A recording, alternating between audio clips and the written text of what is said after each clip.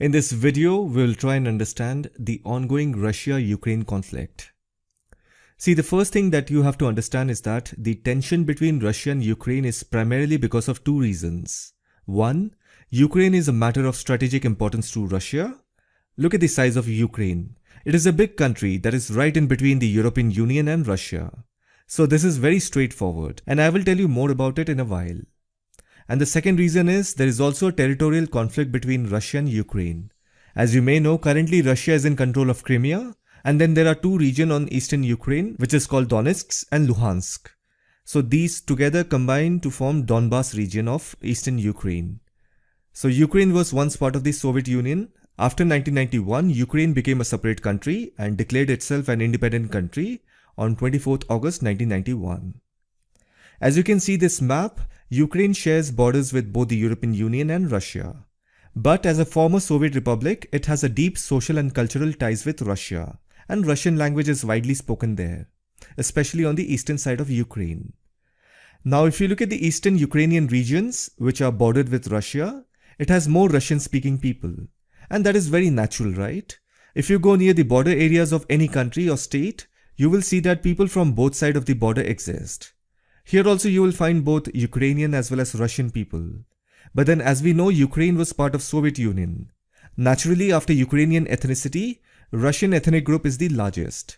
And needless to say, there will be more Russian-speaking people on the eastern regions of Ukraine. Now with that, one more thing that is very common at border areas is that there will be groups who are both political as well as armed, who will have their own regional interests. That means there are political as well as armed groups in eastern Ukraine who are pro-Russian. Naturally, when politics is involved, definitely Russia will have its own interests secured. Now if you look at it from geopolitics point of view, one should not be surprised if Russian political fraternity in Moscow support these eastern Ukrainian Russian-speaking groups. It's totally normal in geopolitics. Similarly, even Ukraine can do it.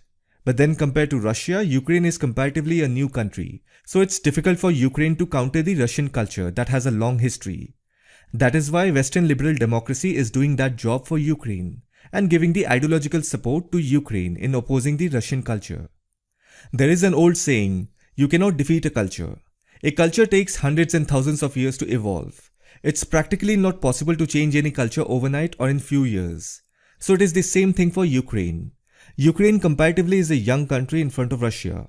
There are subtle differences between the Russian and Ukrainian culture, if one pays close attention.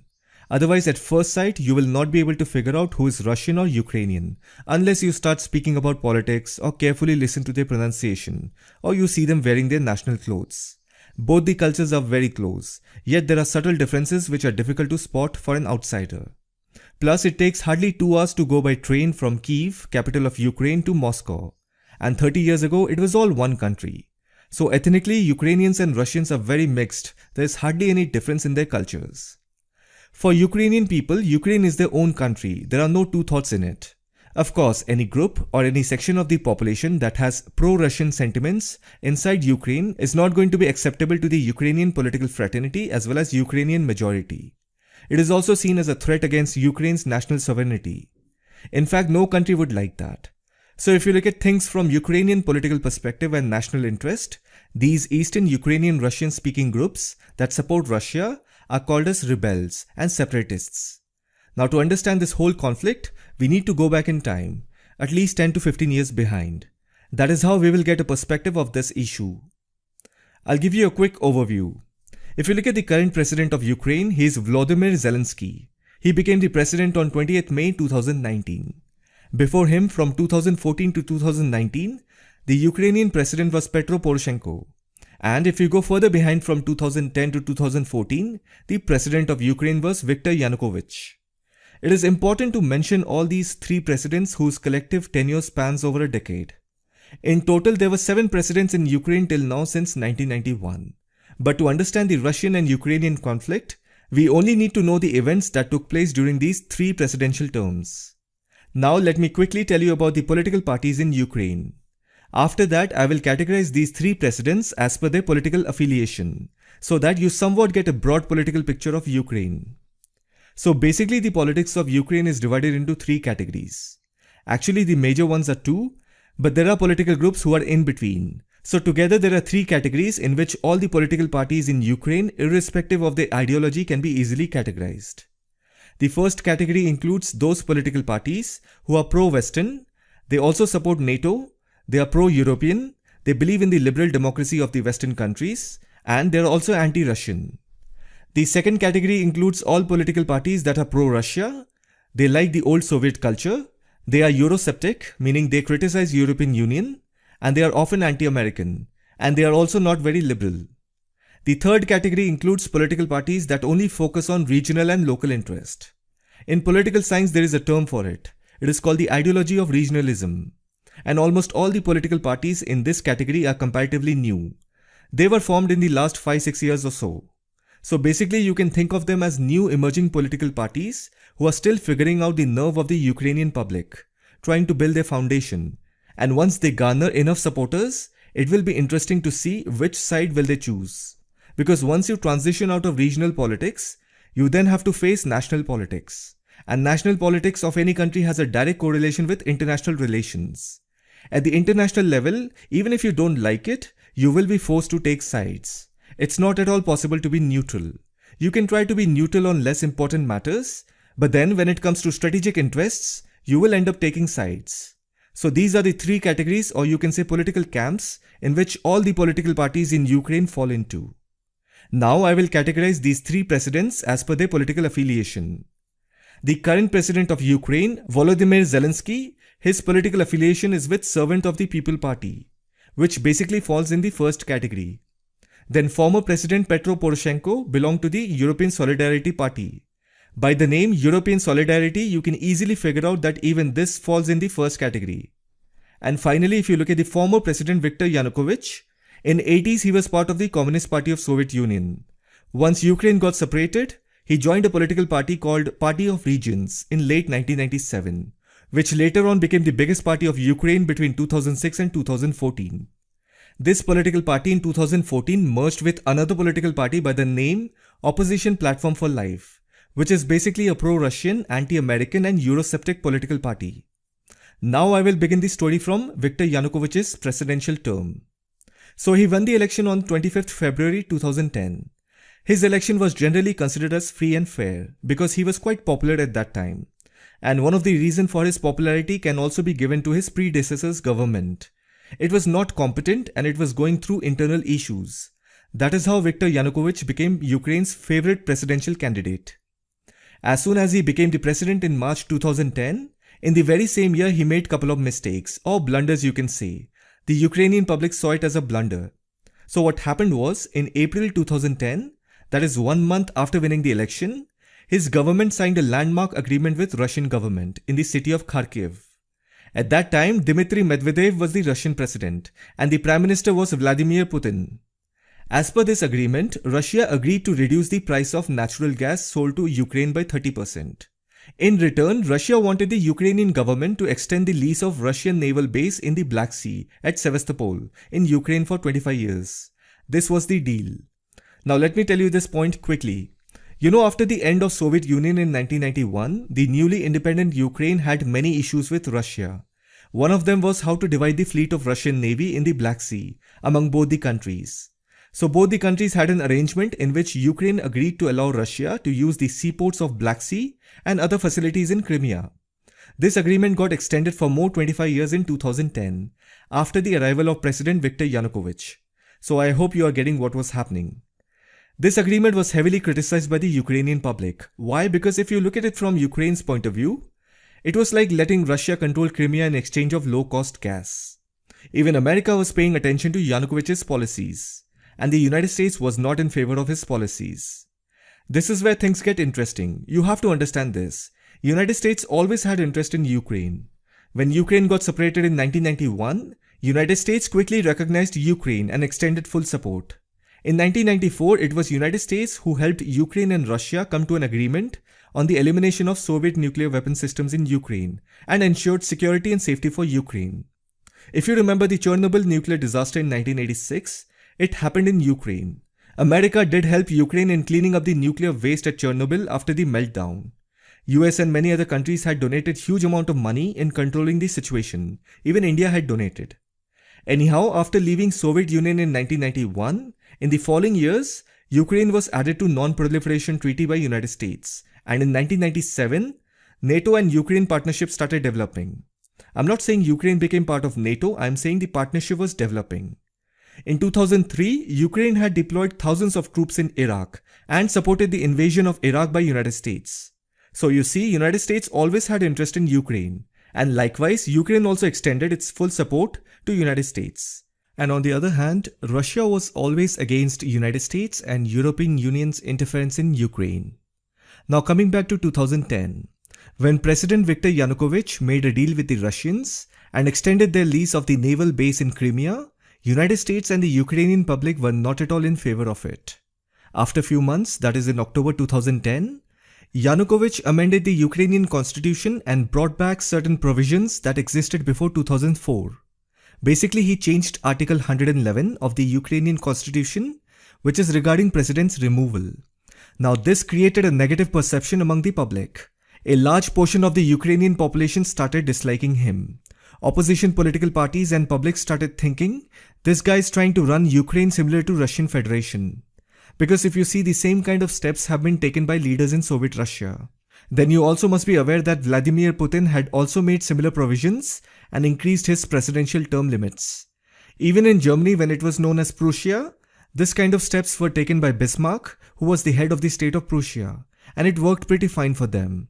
So even Viktor Yanukovych was under the impression that even he could get away by allocating more powers to himself, so that he remains the president for as long as he wanted. Then in the following years, he was facing a lot of corruption charges. Many media reports claim that his immediate family members benefited a lot during his presidency. By the end of 2012, his approval ratings and popularity fell like anything. To save his image, he had to do few things. You can call it damage control. What he did was, in early months of 2013, he and his ministers were totally in favor of signing the European Union Association Agreement. And there was a significant support from the Ukrainian public. Yanukovych and his government fully promoted this deal. And it is obvious, right? If the public loves a policy, then any government will talk loud and promote the policy before making it happen, so that the politician can increase their approval ratings. That is exactly what Yanukovych and his government did. They spoke so much about the European Union Association Agreement and created a massive hype among the Ukrainian public. And even the public had full faith in Yanukovych. Because this European Union Association deal, it is an opportunity for not just Ukraine's economic reform, but the Ukrainian public saw this as a civilizational choice. They wanted to get away from the old Soviet Russian culture and move towards something more modern like the European culture. I'm not saying everyone in Ukraine wanted that, but vast majority of the Ukrainian public has this notion. So anyhow, Yanukovych and his government created all the hype, and the Ukrainian public was in full support. And on 21st November 2013, the government went back on its promise and suspended the signing of European Union-Ukraine Association Agreement. That means Yanukovych went back on his own promises, and that created a civil unrest in Ukraine. Initially it was a protest that turned into riots, then civil disobedience, and later into a movement. And this was also called the Euromaidan movement. And the purpose of this movement was to remove President Viktor Yanukovych. There was a massive protest in the capital city of Kyiv. So you can imagine how much the public of Ukraine wanted to sign the deal and join the European Union. Protests and clashes went on even in January 2014. In the same month, the Ukrainian parliament passed a group of anti-protest laws. That made the public even more angry. Protesters occupied government buildings in many regions of Ukraine. The police even fired live and rubber ammunition at multiple locations in Kyiv. As a result of these events, the Agreement on Settlement of Political Crisis in Ukraine was signed on 21st February 2014 by Yanukovych under the mediation of European Union and the Russian Federation. Shortly after the agreement was signed, Yanukovych and other high government officials fled the country. Afterwards, the parliament removed Yanukovych from office, and soon there was a fresh protest in Crimea, and also in the regions of eastern Ukraine, where majority public were Russian-speaking. If you look at the public opinion polls of the 2013 protest, it was found that about 45% to 50% of Ukrainians supported the Euromaidan movement. The biggest support for the protest can be found in Kyiv and western Ukraine. Almost similar percentage of Ukrainian public even opposed the movement. There are many such studies that suggest that the Ukrainian public has a mixed opinion regarding the idea of joining the European Union. So anyhow, in March 2014, Yanukovych and some of his government officials fled to Russia. A temporary government in Ukraine was appointed. Petro Poroshenko was elected as the president in 2014. He is a Ukrainian billionaire businessman and was also the opposition leader during the crisis. In many of his interviews, he even said that he was one of the organizers of the 2013 protests. So naturally, he gained public sympathy, and that's how he became the next favorite presidential candidate of Ukraine. Now, an interesting thing that happened in February and March 2014. What happened was when Viktor Yanukovych was signing the agreement on settlement of political crisis in Ukraine, and I even mentioned when the Euromaidan movement reached at its peak, Yanukovych and some of his government officials fled the country. Afterwards, the parliament removed Yanukovych from office. When all of this was happening, there were fresh protests happening in Crimea and in regions of eastern Ukraine, where majority of the public are Russian-speaking. Some reports even suggest that because of the Euromaidan movement, Ukraine's state security forces had to use full force to curb the protest. In doing so, the conflict got escalated, and that led to fresh protests in Crimea and eastern regions of Ukraine. Anyhow, when all the political drama was happening in the city of Kyiv, Russia strategically invaded and took over the Crimean Peninsula from Ukraine. And it was planned strategically. Russian troops who were masked took over the Supreme Council, that is the Parliament of Crimea, and installed their own pro-Russian Sergei Aksion government in Crimea. Russia even conducted the Crimean referendum, and as I said, majority of the people in Crimea and eastern part of Ukraine are Russian-speaking, so they voted in favor of Russian Federation, and 16th March 2014 was declared as Crimea's independence. Naturally, if you look at it from Ukraine's point of view, they condemn it, and even consider it to be a violation of international law. The United Nations also has similar view, and it is in favor of Ukraine. But then the Russian government defends it, and says that there was a proper referendum where the people of Crimea has voted in favor of Russia. It is called the principle of self-determination of peoples. Self-determination is also called the right of people. Anyhow, the point is that Russia took over Crimean Peninsula in March 2014. So 2014 is an important year in the history of Ukraine for 3 reasons. The Euromaidan movement came to an end, new president was elected, and Ukraine lost Crimea. Now in March 2014, when Russia took control of Crimea, Vladimir Putin was the president of Russia. So what he did was, you can call it a political move or whatever. What he did was he publicly spoke about protecting the rights of Russian citizens and Russian speakers in Crimea and southeast Ukraine.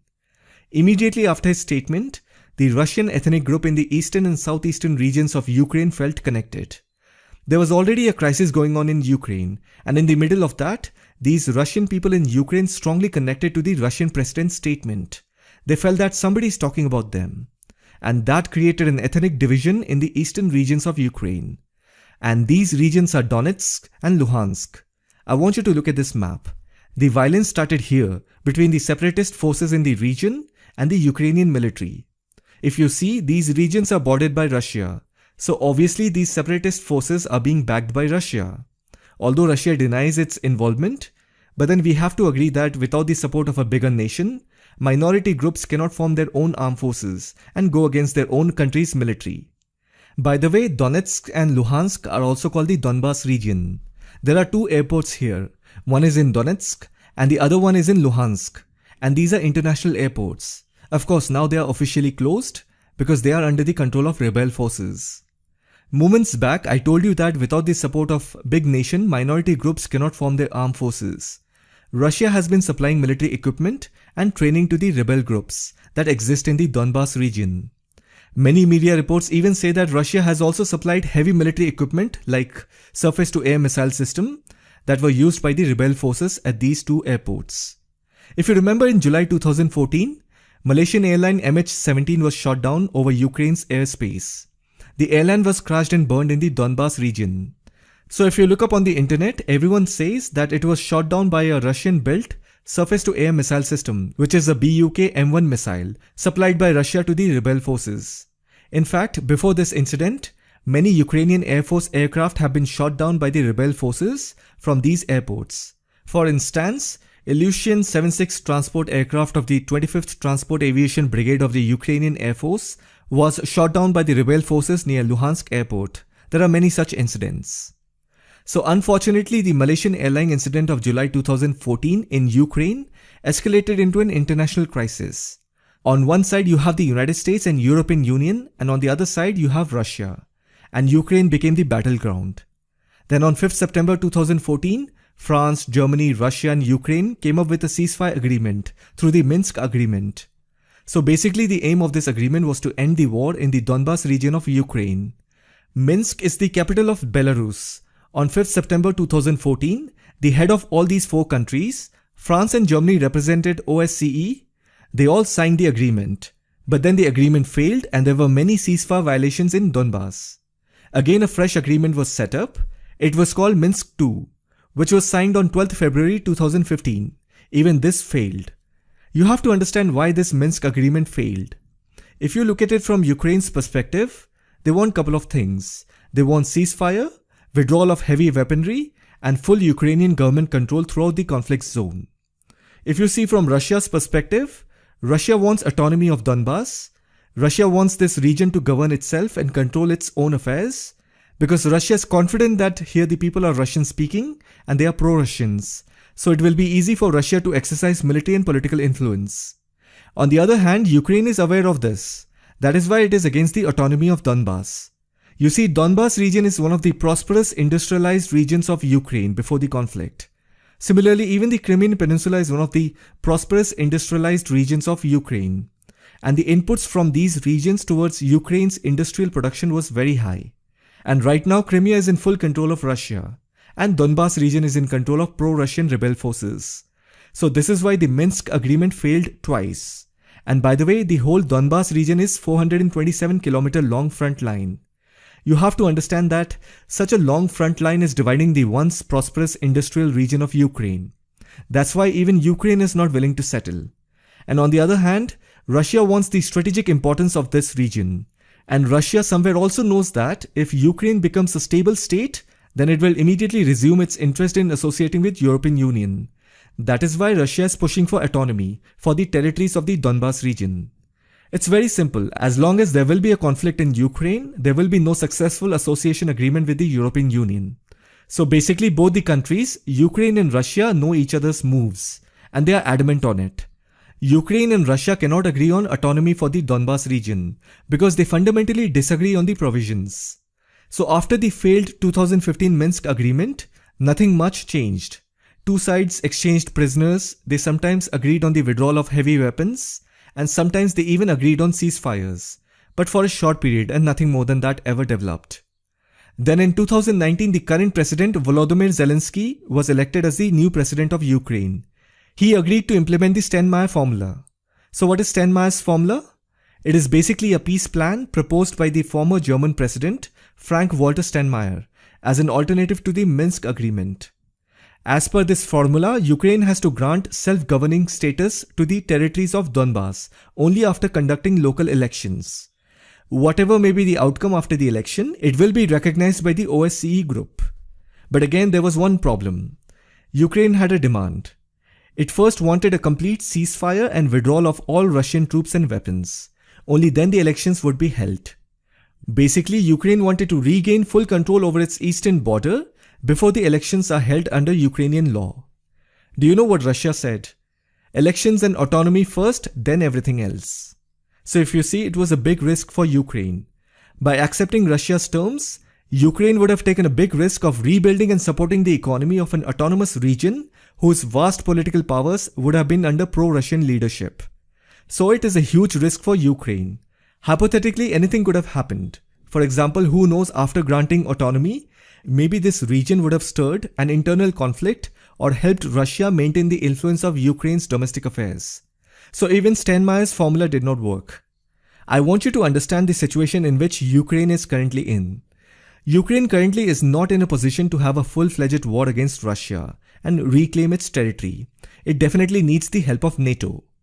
Ukraine is also not able to conduct local elections because Russia has made it very clear. You first conduct elections and give autonomy. Only then we go for a complete ceasefire and withdrawal of Russian troops and weapons. And Ukraine cannot accept these terms because if it does, then it is guaranteed that the Donbas region will be fully under Russia's control. And then Ukraine will have to grant full amnesty to people who participated in anti-nationalist movements in Donetsk and Luhansk. On top of it, the Donbas region can also cause internal conflict in Ukraine's domestic affairs. And then Ukraine also cannot give a special status to the Donbas region. The Ukrainian public will see it as giving a concession to Russia. Public will not like it. And who knows, this could lead to a similar type of protests and riots like the Euromaidan movement in 2013, which led to the removal of President Viktor Yanukovych. The current president of Ukraine has to think about all of this, otherwise he will easily end up like former President Viktor Yanukovych. And then you also have to understand that no pro-European Ukrainian party will have a chance of winning the election in the Donbas region. For the past 8 years, this region has been cut off from Ukrainian politics and media. It has been under the influence of Russia. It's going to be extremely difficult for Ukrainian politicians to counter the Russian narrative in this region if it were to conduct elections. If Ukraine wants to confront Russia directly, it definitely needs NATO's help. In April 2016, NATO announced that the alliance would deploy 4 battalions to Eastern Europe, moving troops through Estonia, Latvia, Lithuania and Poland, in order to counter possible future Russian aggression in other parts of Europe. Then in October 2018, Ukraine joined the United States and 7 other North Atlantic Treaty Organization countries in a series of large-scale air exercises in western Ukraine. If Ukraine needs so much of NATO's help and the United States is serious about giving security assistance to Ukraine, then why is it that till now Ukraine has not received NATO membership? Have you ever thought about it? Ukraine's public is in full support of NATO. In fact, the public is in full support of whatever the European Union and the United States have to throw at Ukraine. Then why is it that till now Ukraine has not received European Union's membership as well as NATO membership? Of course, Ukraine is part of DCFTA agreement, which is trade related. I'm talking about the actual European Union membership as well as NATO membership. And the answer to that question is not with Ukraine. You have to ask European Union and the United States. If they have so much concern about Ukraine, the first thing they should have done is give them membership and deploy all NATO's resources across the Ukrainian border against Russia. European Union and the United States will not do that. Now I want you to pay attention to this. Because if you give Ukraine the European Union membership, then there will be a large-scale migration from Ukraine to other parts of Europe. People are innocent. They will migrate for a better life, better economic opportunities. European Union doesn't want that. Now coming to NATO membership, there's very little support within NATO for granting Ukraine membership. Why? Because the United States and European Union knows that Russia is already inside Ukraine. The moment they grant NATO membership, they have no other option but to interfere and deploy their troops as a NATO ally and wage a full-scale war against Russia. Just now America got out of Afghanistan. Do you think the United States will take the risk of sending its own troops to Ukraine and fight the Russians? And even if the United States decides to do that, what reason will they give? Oh, it's time to protect Ukraine, their citizens' freedom of right from Russian cruelty. If they give this as the reason, then what were you doing for the past 8 years? So Russia is openly saying, conduct elections and give autonomy to the Donbas region. Russians are talking about the elections, which is a symbol of democracy. How can the United States take all of the NATO forces and attack Russia? So even United States and NATO countries are aware of this situation. That is why they are not in a hurry to give Ukraine NATO membership. Ukraine and Russia cannot agree on autonomy for the Donbas region because they fundamentally disagree on the provisions. So the only way is that someone has to bend. Now the question is who will do it? If Ukraine bends, then it understands the risk of another civil unrest just like the Euromaidan movement. So it will not accept any concessions to Russia. Russia will also not move back because it will do everything to secure its interests. After all, it's the West against Russia alone. That will create a powerful narrative for Russia. And it is happening. Many countries are supporting Russia. And Russia also very well knows as long as Ukraine has United States and European Union support, Russia will not let go its leverage over Ukraine. So right now the West is collectively thinking how to neutralize Russia's leverage over Ukraine as well as Europe, because Russia also supplies energy in the form of natural gas to Europe. That is why you must have heard that the United States has threatened Russia to stall Nord Stream 2, the multi-billion-dollar natural gas pipeline project between Russia and Europe, if Russia invades Ukraine. So this is the kind of leverage I'm talking about. The West is collectively thinking about how to neutralize Russia's leverage over Ukraine as well as Europe. Europe remains one of Russia's largest natural gas markets. And you very much know that if the United States is good at one thing, that would be putting sanctions. And that is why the United States is threatening Russia that it will put sanctions on the Nord Stream 2 pipeline. However, before placing sanctions on the export of natural gas from Russia to Europe, the European Union countries will also need to look for alternate exporters.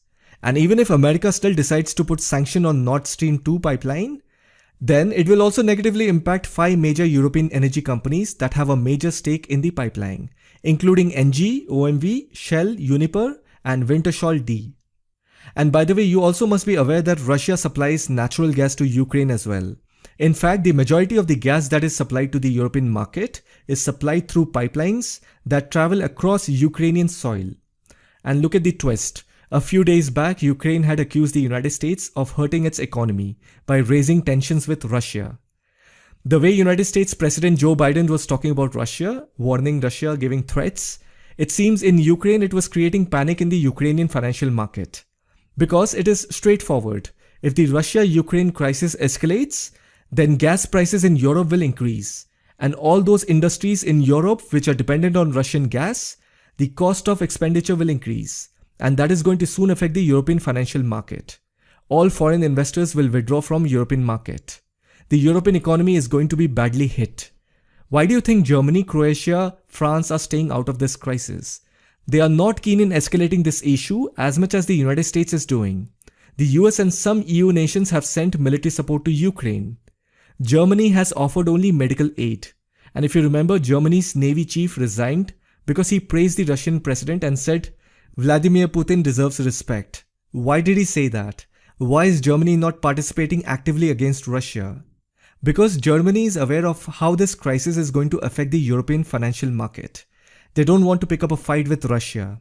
And even Germany's economy in the form of energy sector is linked with the Russian gas pipeline, which is why Germany is adopting a softer approach.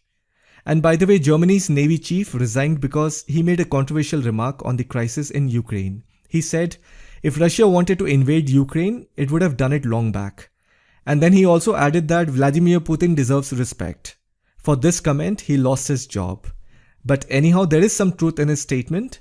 If Russia wanted to invade the eastern region of Ukraine, it would have done it long back. For 8 years, Russia held on to this region. Why? Simply because Russia does not want the United States and European Union's involvement in Ukraine.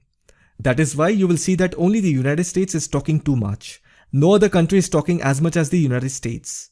If United States decides to put sanctions on Russia, that is really going to test the ability of the Western powers to use sanctions against Russian power. The United States is just creating a narrative by creating a hype that Russia will invade Ukraine. You know, they want to look good in front of the world. They want to say that we will save you from Russia in the name of human rights, democracy, women's rights. Can you imagine that? The US used women's rights to help justify the invasion of Afghanistan. Can you imagine that? How bizarre is that? United States has gone completely woke in recent years. If Russia had to invade Ukraine, it would have done it long back. A good example is the Crimean Peninsula. If the United States decides to put sanction on Russia because of a hyped issue, since they have nothing else to do, then Europe has to face the consequences of those sanctions. There will be a huge economic crisis in Europe, and not just Europe, it will spill over everywhere in the world. If you analyze the situation very closely, you will realize that only the United States is more interested in this conflict. None of its allies are showing that much of interest. First of all, they don't have the appetite to do anything stupid, because it's going to be bad for the economy. And mind you, even Chinese are watching closely. That is why the Ukrainian president has also told the United States president to calm down and don't create a hype. Your hype is creating panic. So what does that tell us? It is very simple. The Russia and Ukraine crisis is simply a border dispute where Russia does not want the United States or European Union's influence on Ukraine, as simple as that. That is why even India has taken the side of Russia at the UNSC discussion. It's all about saying no to the United States' old dirty tactics. So this was everything that you had to know about the Russia-Ukraine crisis. I hope you found this video informative. Thank you for watching it.